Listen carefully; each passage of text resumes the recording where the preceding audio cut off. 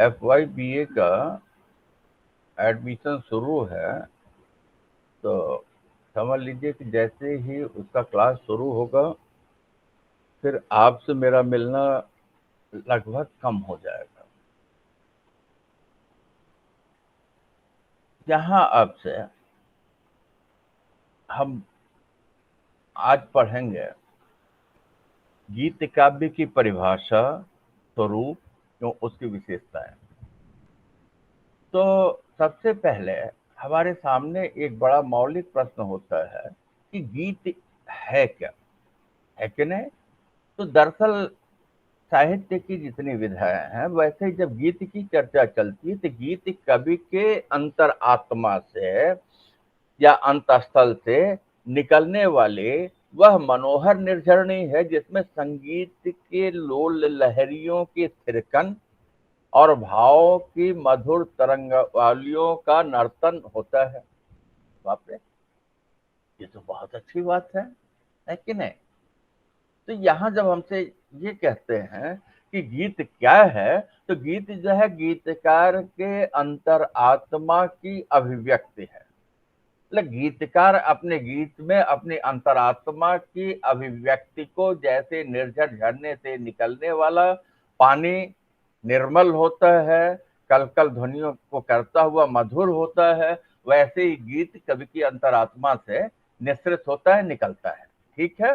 तो ऐसी स्थिति में अगर हम सोचें, तब तो फिर साहित्य की या काव्य की जितनी भी विशेषताएं हैं, उन सभी विशेषताओं में ये किस में आएगा, क्योंकि हृदय अंतरात्मा से निकलता है कि नहीं। तो अंतरात्मा से निकल रहा है, ऐसी स्थिति में यहाँ क्या, यहाँ भाव पक्ष है। तो भाव पक्ष की, भाव की जो है एकदम शुद्ध अभिव्यक्ति है।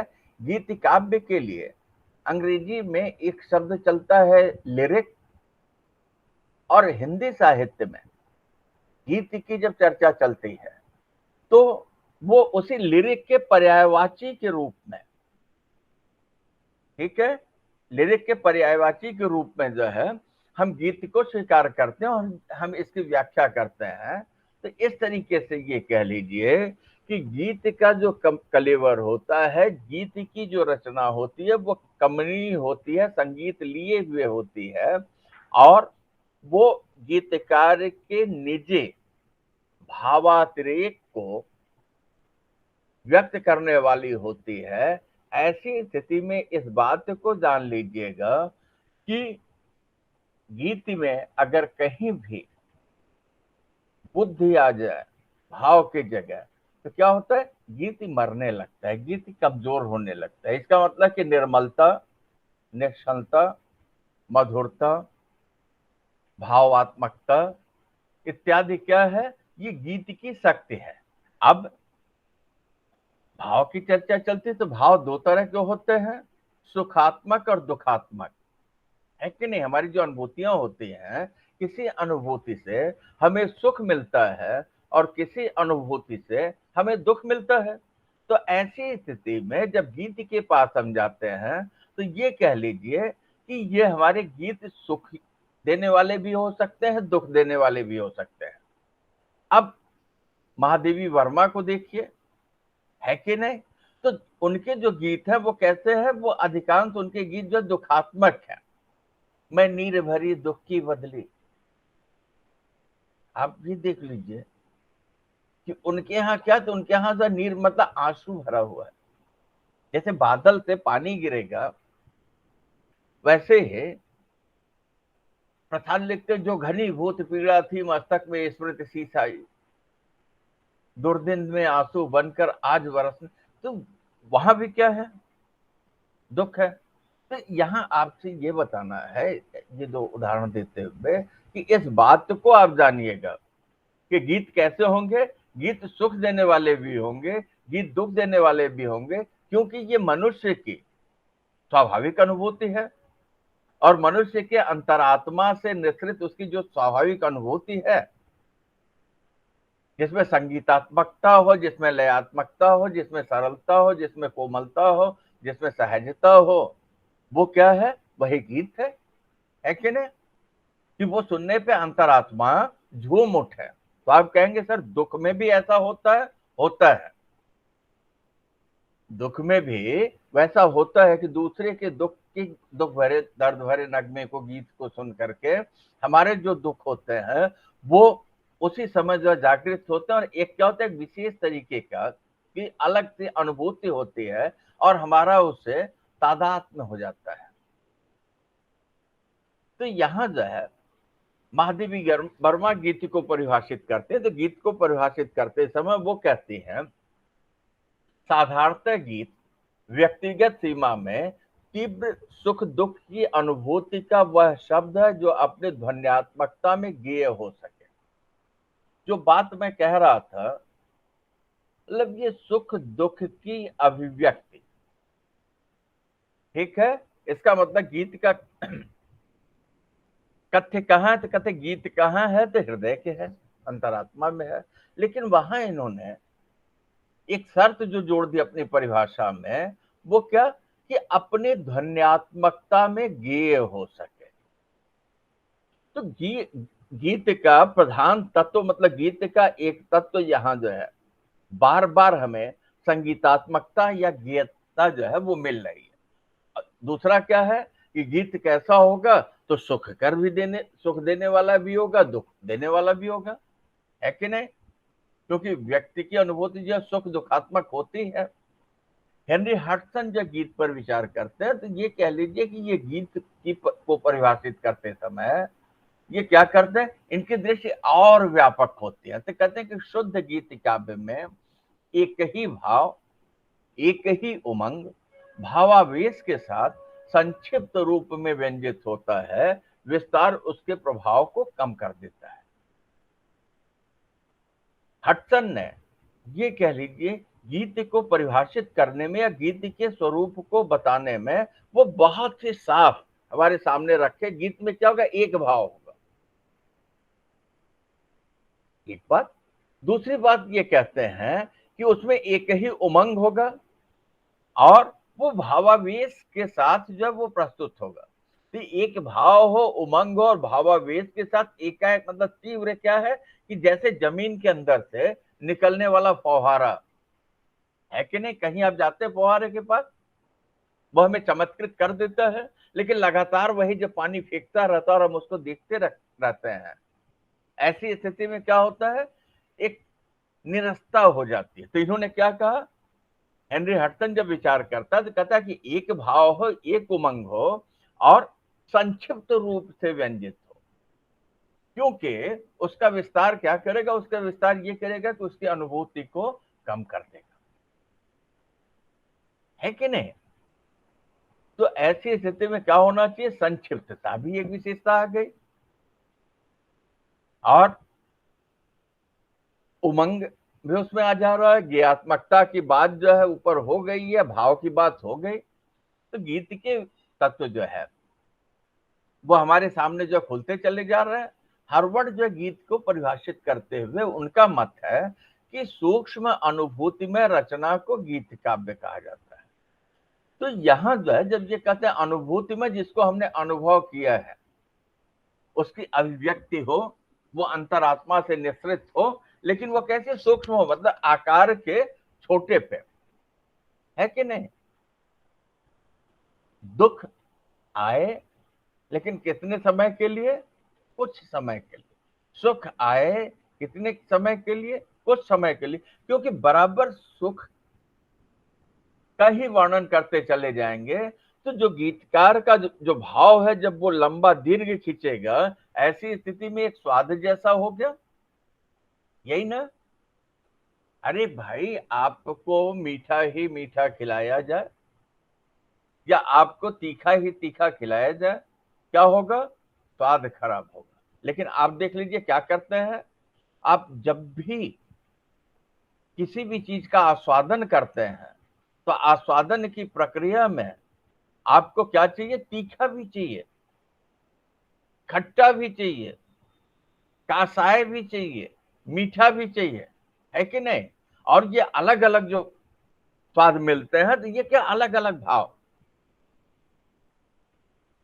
लेकिन अगर उसमें से किसी एक की मात्रा जो है ज्यादा होने लगती है, बार बार आप उसको खाते हैं तो क्या होती है, एक रसता हो जाती है। और एक रसता क्या करेगी, गीत की आत्मा को, क्योंकि जितने ही तीव्र आवेग से गीत गीतकार की अंतरात्मा से निकलता है, उतने ही तीव्र आवेग से वो भावक के, गीत सुनने वाले के मनोमस्तिष्क पर अपना प्रभाव डालता है कि नहीं। हेगेल जो है विचार करते हुए गीत के, वो कहते हैं गीतकर्ता का जो, जैसे मैंने आपको बताया ना कि गीतकार के अंतरात्मा से जैसे गीत निकला झरने सदृश फौहारे की तरह, अकलकल प्रभावित हुआ, उसने अपने सुमधुर लोल लहरियों से प्रभावित किया। तो यहां ये हमसे कहते हैं कि जब ये निश्चित हुआ, क्या, जब किसी विश्व हृदय में प्रविष्ट होकर कभी अपनी अनुभूतियों को चित्त वृत्तियों के अनुरूप मधुर कोमल कांत पदावली में व्यक्त करता है, तब गीत को जन्म मिलता है। इन्होंने क्या कहा, मधुर कोमल कांत पदावली, इस शब्द पे जोर दिया, क्योंकि वो शब्द कैसे होंगे, मधुर होंगे, कर्ण प्रिय होंगे। वो शब्द कैसे होंगे, कर्कश नहीं होंगे। इसको मैंने पढ़ाया है, क्योंकि अभी यही जब आया तो याद आया, मैंने आपसे कहा था कि ऐसा नहीं है कि अपवाद में नहीं मिलेगा, लेकिन जो घोष ध्वनियां हैं, घोष ध्वनियों का लगभग अभाव होगा। वो लंबे रिसर्च का, खोज का विषय होगा, वहां हमको नहीं जाना है।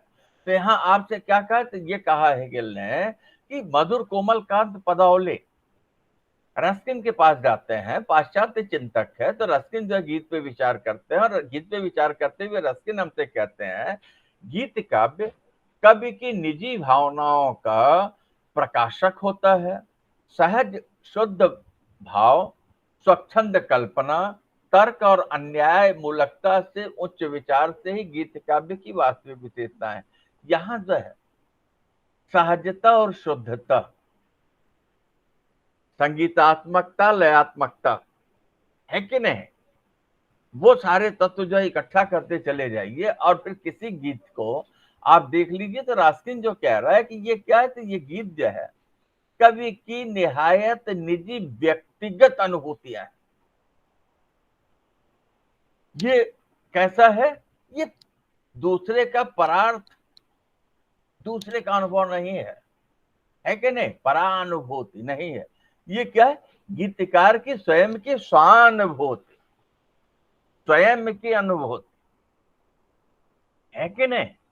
तो ये कहता है कि गीतकार करता क्या है, सबसे पहले तो अपनी निजी भावनाओं को, अपनी स्वानुभूति को व्यक्त करता है, और वो कैसा होता है, कहते हैं सहज और शुद्ध भाव, सहजता और स्वाभाविकता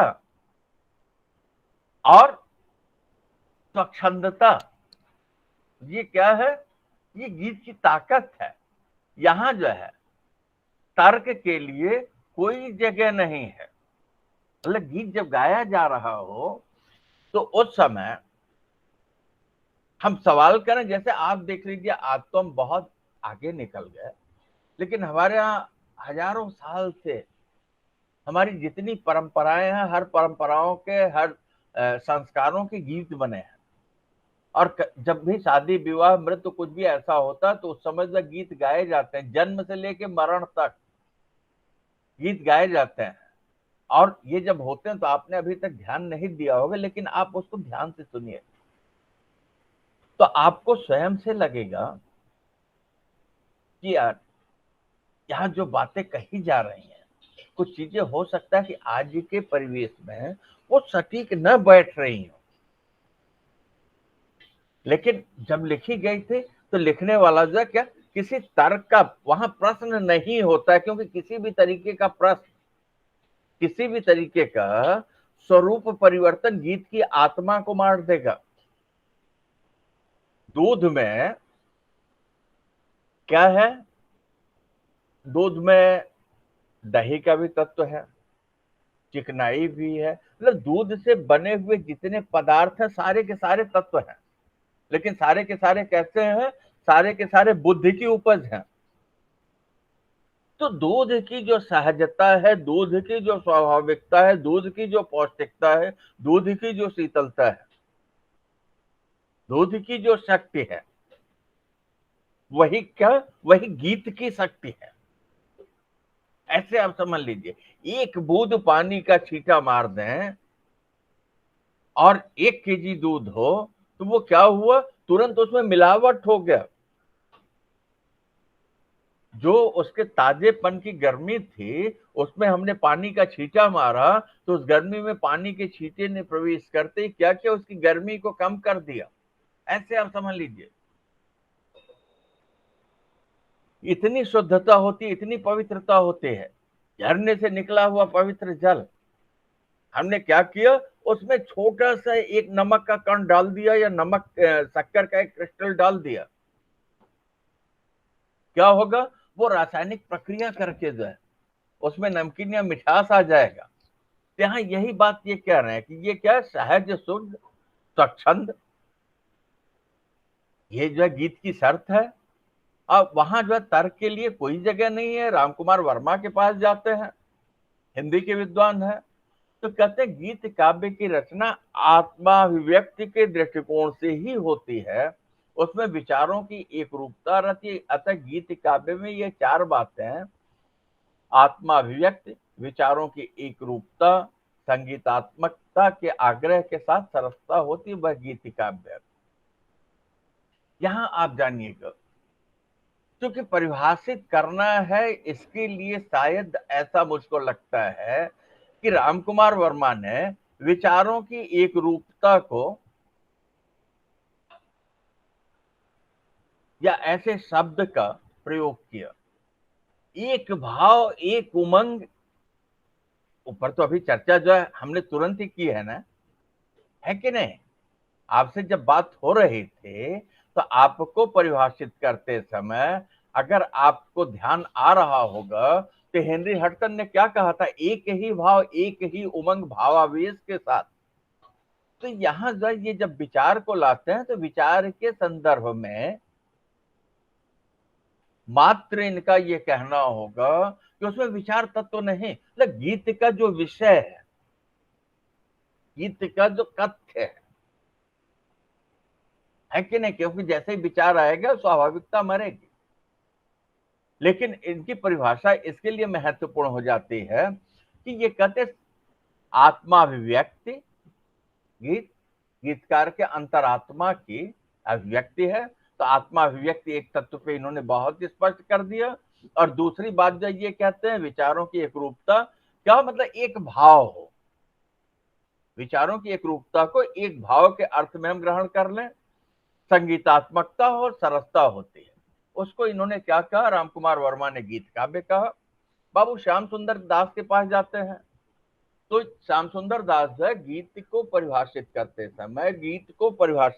समय वो हमसे क्या कहते हैं, वो कहते हैं गीत काव्य में कवि या गीतकार अपने अंतरात्मा में प्रवेश करता है, बाह्य जगत को अपने अंतःकरण में ले जाकर उसे अपने भाव में व्यंजित करता है। शब्द साधन के साथ स्वर संगीत की साधना होती है। क्या कहा, वास्तव में मैं तो लिखता हूं गीत लंबी साधना का परिणाम होता है। गीत जो है अगर कोई कहे कि कोई लिखवा लेगा तो ऐसा नहीं, लंबी साधना का परिणाम होता है।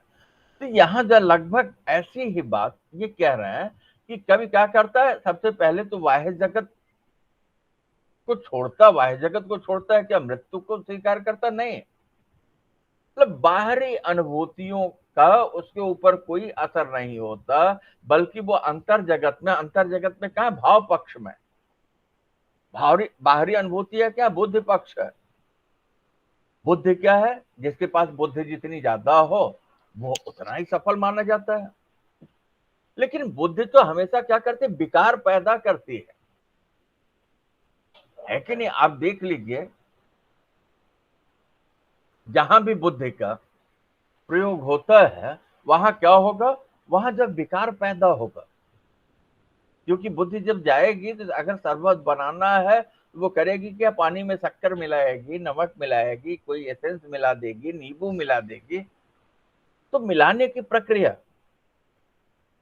लवण का असर नमक में है, मिठास शक्कर में है, खट्टापन नींबू में है, शीतलता पानी में है। लेकिन क्या किया, इन चारों का जो भाव है, इन जो चारों का भाव पक्ष है, तत्व है, उसको क्या किया, ले आकर के बुद्ध ने मिला दिया। एक बढ़िया पेय तो बन गया, लेकिन उसकी स्वाभाविकता गई। लेकिन जिस रस का आस्वादन किया वो क्या है, वही मधुर है। लेकिन इस सब के बाद भी मैं आपसे बहुत ही स्पष्ट कह रहा हूं कि उसके आने की वजह से जल की जो पवित्रता थी, जल की जो शीतलता थी, उसकी जो निर्मलता थी, वो प्रभावित हुई। तो भाव क्या करता, भाव कभी भी किसी स्थिति में विचार को स्वीकार ही नहीं करता। एक कलिनाथ हैं, तो वो आते हैं, वो कहते हैं स्वरों का गठजोड़ जो मनोरंजन हो गीत है। शायद लगता है कि कलिनाथ के सामने क्या है, फिल्मी गीत होंगे। तो इनके परिभाषा को या इनकी बात को बहुत ज्यादा व्याख्यायित करने की आवश्यकता नहीं है, क्योंकि इन्होंने केवल संगीतात्मकता को ध्यान में रखा। गीत कभी भी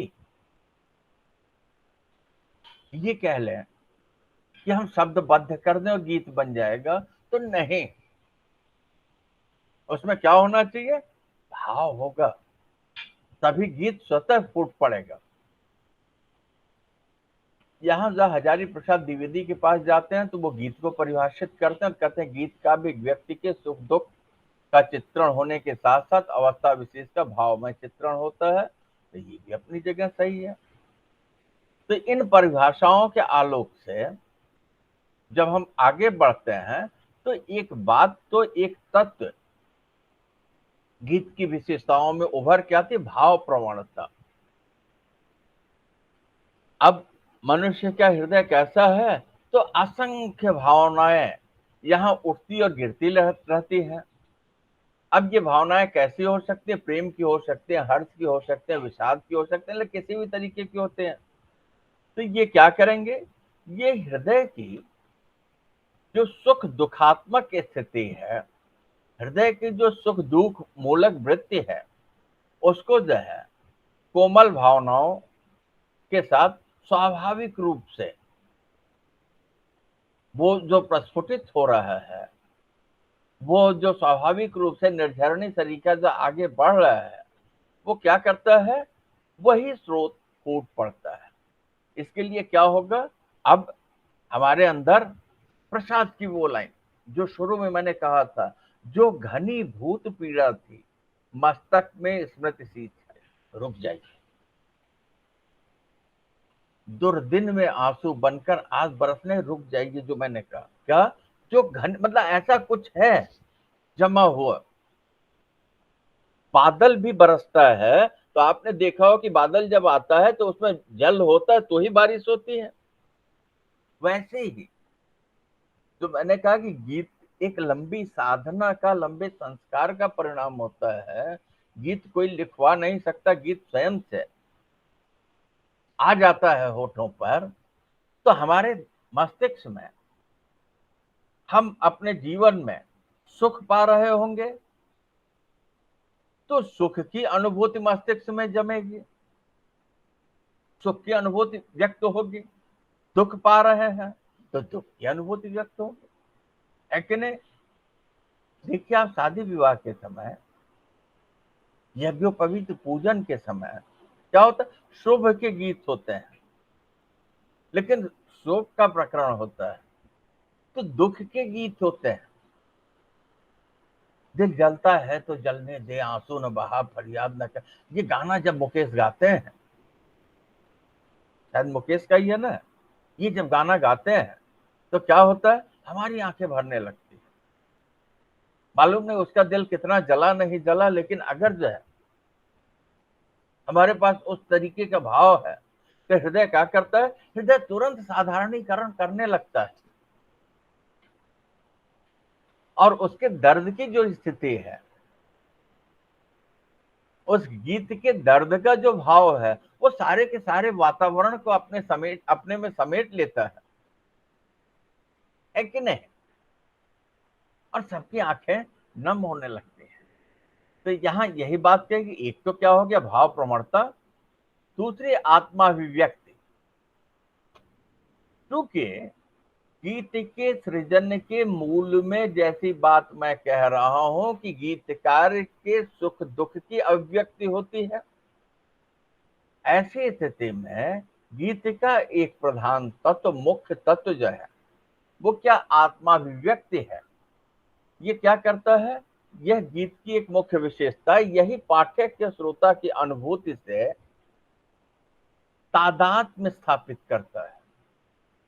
अभी मुकेश के गीत की कुछ पंक्तियों को मैं कह रहा था, क्या होता, उस समय गीतकार शैलेंद्र ने लिखा होगा, लेकिन उनकी जो अनुभूति थी वो क्या हुआ, वो स्वांत सुखाए थे, है कि नहीं? उनके मस्तिष्क की घनीभूत पीड़ा थी। लेकिन क्या हुआ, गीत लिखे जाने के बाद वो गीत जब भी हमारे सामने गाया जाएगा, वो स्वांत सुखाए क्या हो गया, परांत सुखाए हो गया। मतलब जो उनको सुख दिया, क्योंकि भाई भाव की वो प्रवणता तो सुख का आवेग होगा या दुख का आवेग होगा तभी निकलेगा। तो वो तो गीतकार का था, लेकिन क्या हुआ, जैसे ही उसे गाया गया, उसकी संगीतात्मकता ने, उसके भावात्मकता ने, उसके संक्षिप्तता ने अपने आवेग में हमको ले लिया, और हम कुछ क्षण के लिए उसमें डूब गए। क्योंकि अगर गीत दीर्घ होता और हमें जब बहुत सुख देता, तो फिल्में जो 3 घंटे की बनती हैं, फिल्मों में फिर 3-4 मिनट के गीत नहीं डाले जाते, है कि नहीं?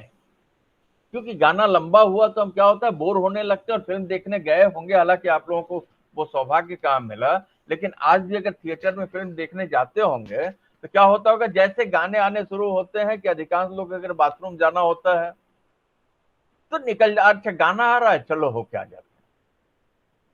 जबकि वो क्या है, क्योंकि उसको फिल्माने के लिए इतनी टेक्नोलॉजी का उपयोग किया गया है कि उस समय हमारा ध्यान दूसरी तरफ भटक जाता है।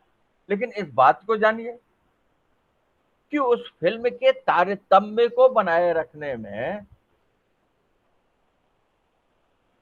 किसकी भूमिका होती है, उस गीत की होती है। लेकिन वो अगर गीत ही इतना महत्वपूर्ण होता तो पूरा कथ्य क्यों लेते ना, एक पे एक जो है वो गीत दोहराए चले जाते। लेकिन वही कि वो दीर्घता क्या होगी, उसके जो है भाव को समाप्त कर देगी। तीसरी बात है सौंदर्यमयी कल्पना। असुंदर किसी को अच्छा नहीं लगता। तो यहाँ ये करें, गीत काव्य जो है गीतकार के आत्मा की अभिव्यक्ति है। ऐसी स्थिति में गीतकार करता क्या है, अपने खंड अनुभूतियों को, तो अपने खंड अनुभूतियों को लेगा लेगा तो क्या करेगा, अपने खंड अनुभूतियों के साथ जो सौंदर्यमयी कल्पना, उसे ले आके मिलाएगा। अब इसके लिए वो बिंब, प्रतीक इत्यादि का वो प्रावधान करता है, व्यवस्था करता है, और इसके माध्यम से वो अपने गीत में अपूर्व सौंदर्य की अभिव्यक्ति करता है। जैसी चर्चा हमेशा चल रही है, एक भाव, एक उमंग, है कि नहीं? और आकार की लघुता, तो ये संक्षिप्तता भी गीत की बड़ी विशेषता है। क्योंकि गीतकार करता क्या है कि अपने गीत में किसी एक खंड, किसी एक काल या किसी एक समय को लेकर के बांटता है, और ऐसी स्थिति में किसी एक समय का जो भाव है, जो सघन जमा हुआ है, वही जो है भाव का आवेग बरस पड़ता है। काले बादल आए, उसमें जल भरा हुआ है, जल भरा हुआ है, तो पहली जो बरसात हुई उसने क्या किया, उसने तो हमें आनंदित किया। पहली जो बरसात हुई, जल भरा हुआ है, तो पहले पानी कैसे बरसेगा, तेज बरसेगा। और धीमे धीमे धीमे धीमे उसमें जल की मात्रा कम होती जाएगी, तो बरसने का वो वेग कम होता जाएगा, भाव कम होता जाएगा, और बारिश की उस सुंदरता को देख करके जो सुख मिल रहा था, अब वो जब लंबा खींचने लगा, चिप चिप, अरे हम कहेंगे क्या बारिश हो रही है, पूरा शहर डूबा। उसी बरसात का इंतजार कर रहे थे, उसी के सौंदर्य को देखने के लिए गए, लेकिन वही जब लगातार होने लगी तो वो क्या हो गई, नीरस हो गई। तो संक्षिप्तता वो क्या है, सौंदर्य है।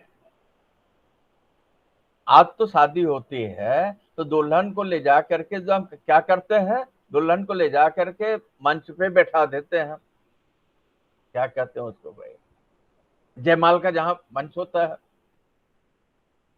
मुंह खुला होता है।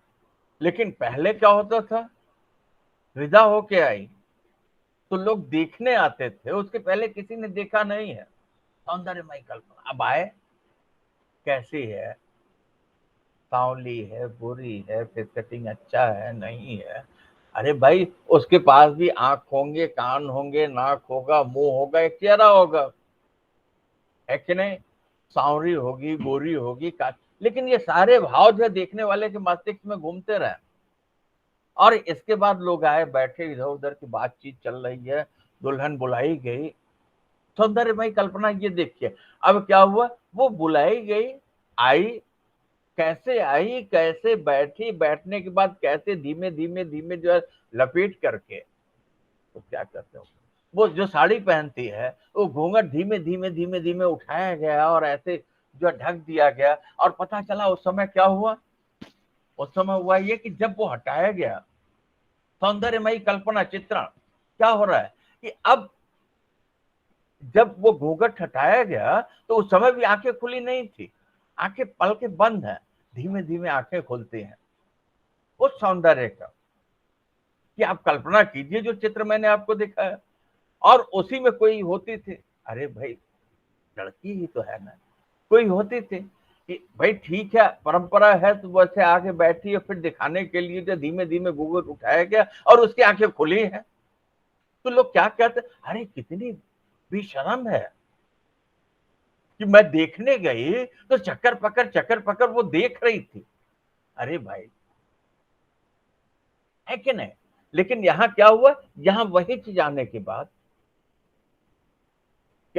तुरंत जो है, जो भाव का पक्ष था वो बदला, और उसमें वो खुली आंखों से देख रही थी, वो सौंदर्य जाता रहा, और जिसको ले आकर के हमने जयमाल मंच पे बैठा दिया, रिसेप्शन में पता चला कि वो डांस करती हुई खुद ही आ रही है। आप कल्पना कर लीजिए, उसमें किसी भी तरीके का गीत का वो सौंदर्य जो है वो आपको दिखाई पड़ेगा, तो आप ये जान लीजिए उसी अद्वितीय सौंदर्य की अभिव्यक्ति कौन। पांसे मैडम, मैडम नमस्ते। नमस्ते नमस्ते, कंटिन्यू, आप डिस्टर्ब मत हो। नहीं नहीं ठीक है मैडम। तो उसी सौंदर्य की अभिव्यक्ति गीतकार करता है, ऐसे आप समझ लीजिए कि हमारे सामने न दुल्हन है, न घूंघट है, न उसका आना है, न उसके पाजेब की ध्वनि है रुंझुन। अब तो पायल पहनते ही नहीं, अब तो स्पोर्ट्स शू पहनते हैं, तो इसके लिए बेटा वो आप अनुभव नहीं कर सकते। लेकिन नहीं, गीतकार क्या करेगा, दुल्हन के कमरे से निकल के पायल के पाजेब की रुंझुन आवाज से आकर के बैठते हुए मुंह दिखाई की रस्म को इतनी सुंदर वो हमारे सामने रख देगा। आइए, सूरदास जी लिखते हैं, तिलकत कान घुटुरुवन आवत मणिमय कनक नंद के आंगन बिंब। आप सोच लीजिए, क्षण क्या मात्र इतना घुटनों पे चलता हुआ एक बच्चा आ रहा है, और वो क्या कर रहा है, अरे हमारे आपके घर में भी बच्चा जब है, दर्पण उसे दिखाया जा रहा है, तो दर्पण वो जब देखता है तो पकड़ना चाहता है कि नहीं। कैंडल, मोमबत्ती जली है या कहीं आग है, तो वो क्या करता है, उसे देख करके जो है आकर्षित होता है और उसे पकड़ना चाहता है कि नहीं। तो यार इसको तो हम भी देख रहे हैं, आप भी देख रहे हैं, दुनिया देख रही है, लेकिन देख लीजिए क्या वो सूर वो क्या कर रहा है, कि वही उस खंड चित्र का इतना सुंदर चित्रण कर देते हैं कि वो शुक्ला सर को नहीं, आप भी पढ़ेंगे आपका भी दिल मोह लेगा। ऐसे आप समझ लीजिए।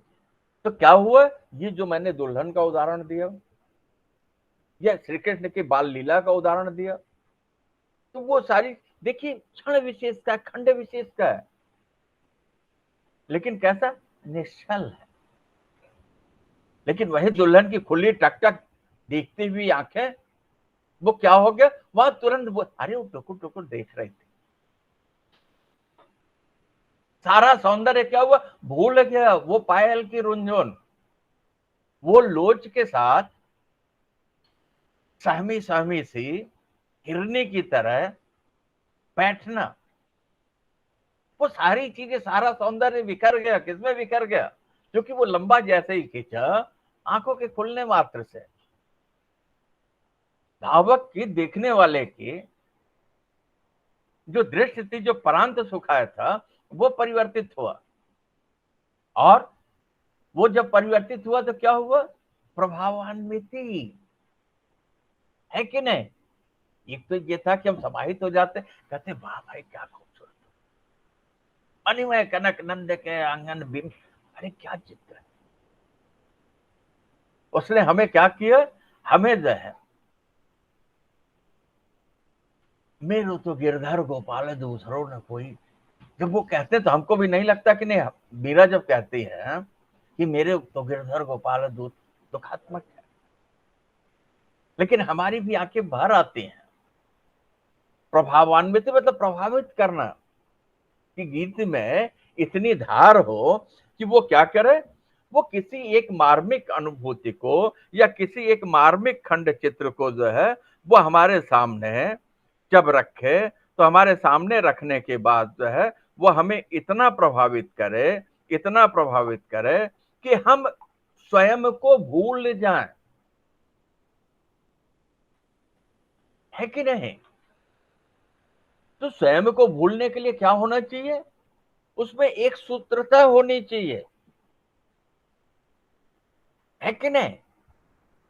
उसमें एक सूत्रता होनी चाहिए कि ऐसी स्थिति में उसने जब हमें प्रभावित किया तो हम उसमें क्या हो गए, समाहित हो गए। आई तो थी दुल्हन चलती हुई, कमनी कलीवर के साथ, देह यश खूबसूरत है, लोच है, उसका बैठना है, अपने अंगों को सिमटते हुए, ढकते हुए, घूंघट का खुलना है। लेकिन जैसे ही मैंने आपसे कहा कि उसका जो है खुली आंखों से देखना, उस एक सूत्रता को भंग कर देता है। जो हम उसमें समाहित थे कि वो कमरे से निकले थे, क्योंकि वो कैसा है, जो अनछुआ है, अस्पर्श है, ऐसा सौंदर्य था। लेकिन खुली आंखों ने क्या किया, उस एक सूत्रता को भंग कर दिया।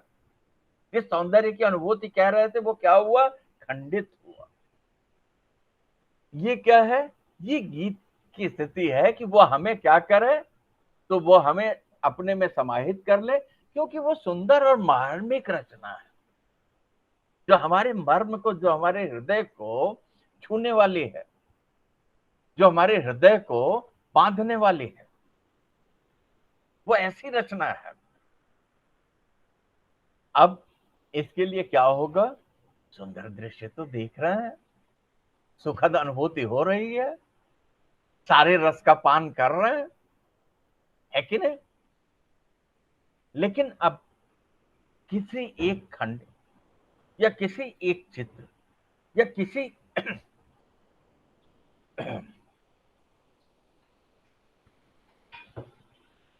एक भाव को व्यक्त करने के लिए इतनी शर्तें आपसे बता दी गई कि भाई ऐसा है, भाव की प्रवणता मतलब भाव का आवेग हो, आत्मा की अभिव्यक्ति हो, सौंदर्यमयी कल्पना हो, संगीतात्मकता हो, वो हमें प्रभावित करे। अब चूंकि गीत गीतकार के आत्मा की अभिव्यक्ति है, तो ये अभिव्यक्ति स्वानुभूति जन्य सौंदर्यमयी कल्पना, आप देख लीजिए कालिदास करते क्या है, उनके सामने न यक्ष है न यक्षिणी है। मेघदूत में न यक्ष है न यक्षिणी है। क्या है? आकाश में जाते हुए काले काले बादल। उन बादलों को देखते हैं और देख करके जो यक्षिणी का विरह है कि नहीं, जो यक्षिणी का विरह है, उन काले बादलों को जाते हुए देख करके वो कल्पना कर लेते हैं और हमारे सामने इतना बड़ा काव्य जब वो लिख ले जाते हैं मेघदूत कि ये जो काले बादल जा रहे हैं, इन काले बादलों में क्या है, तो यक्षिणी के विरह के आंसू हैं। गजब की सौंदर्यमय कल्पना है कि नहीं। फिलहाल वो एक बड़ा काव्य है, तो कल्पना के लिए, केवल उदाहरण के लिए आप उसको समझिए क्यों, क्योंकि वो गीत नहीं हो सकता। गीत वही है जो फिल्मी गाने हैं। अगर अन्य चीजों से ना समझ सके तो इतना समझ लीजिए। लेकिन आज के गाने में इश्क कमीना वो गीत नहीं है, इस बात को आप जानिएगा। तो यहाँ आपसे क्या कहे कि ऐसा है कि गीत जो है गीतकार की स्वानुभूति जन सौंदर्यमयी कल्पना है।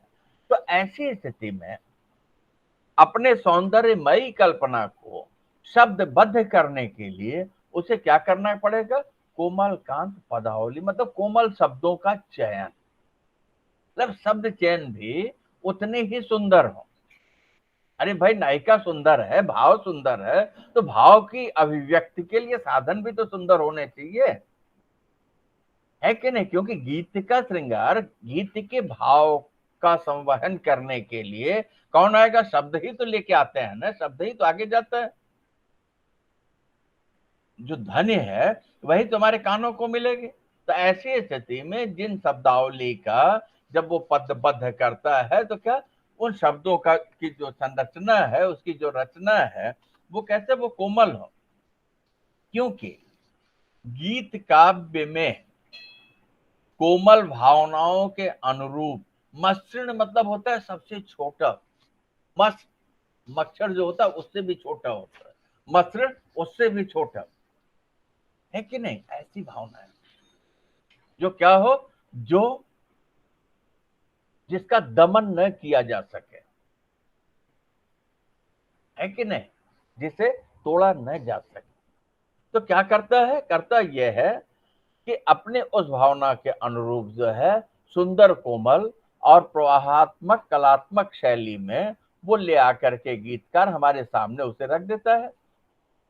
तो यहां अब आप गीत के इन तत्वों को ध्यान में रख करके, उसके प्रवाह को ध्यान में रख करके, उसकी कला को ध्यान में रख करके, अब जब भी किसी भी गीतकार का गीत आपके सामने आए तो उसे आप समझ सकते हैं।